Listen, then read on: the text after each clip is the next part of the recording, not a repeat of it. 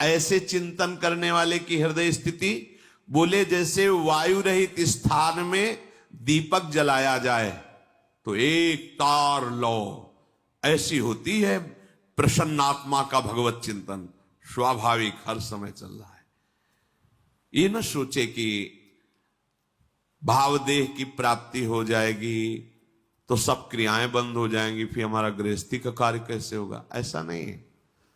आप देखो, हित सजनी के अवतार हैं महाप्रभु हरिवंश चंद्र जो अवतार है ना। गृहस्थी में जब तो 3 पुत्र 1 कन्या, पूरा सब भागवतिक उपदेश, भागवतिक व्यवहार। वहीं बंचंद महाप्रभु, कृष्णचंद महाप्रभु, गोपी नाथ महाप्रभु, ये तो महाप्रभु के पुत्र। साप देवी एक बालिका भी थी और हित सजनी के अवतार है, तो उनको भाव प्राप्त करना है क्या? अच्छा, यहां जब वृंदावन नित्य सेवा श्री जी की प्रातः से शयन तक सेवा में कोई त्रुटि नहीं, आए हुए जनों को अब उपदेश भक्ति को कहो, जैसी विधि जाके चित रहो, लहो जो मनवांछित सफल, जैसी जैसी भक्ति सबके हृदय में सब हो रहा है ना। और है कौन वहां भाव थोड़ी प्राप्त करो, वो तो आए ही है भाव दान करने। तो ऐसा नहीं कि इस भाव को प्राप्त हुआ वो बोल नहीं पाएगा, वो चल नहीं पाएगा, वो क्रियाएं नहीं, ऐसा नहीं। ये अलौकिक सामर्थ्य होती है। दुर्वासा जी की स्थिति से भी बड़ी स्थिति अम्बरीश जी की है। कैसे प्रमाणित करो? तो दुर्वासा जी ने कृत्या पैदा करी, अम्बरीश जी एक कदम पीछे नहीं हटे, सुदर्शन खेद लिया तो त्रिभुवन में भागते घूमे दुर्वासा जी। स्थिति यहीं से देख लो।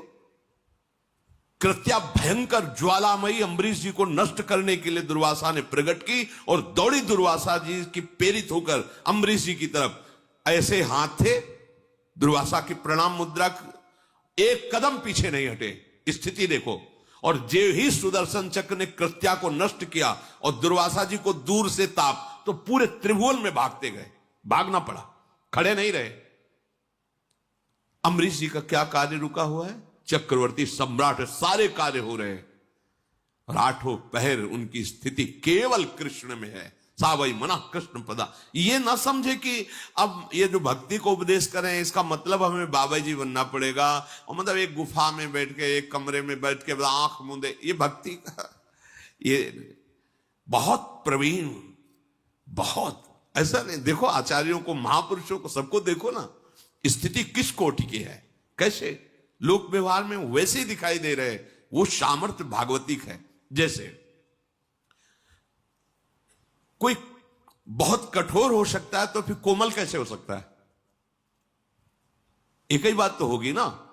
बहुत कठोर हृदय तो कोमल हृदय उसको कैसे कहा जा सकता है? लेकिन प्रभु को कहा गया वज्रादपि कठोराणी और कुसुमादपि कोमलानी। कुसुम से भी कोमल हृदय और वज्र से भी कठोर हृदय। प्रभु को कहा गया अणुअणियान महतो महियान। वो छोटे से सबसे छोटा है और बड़े में सबसे बड़ा महान है।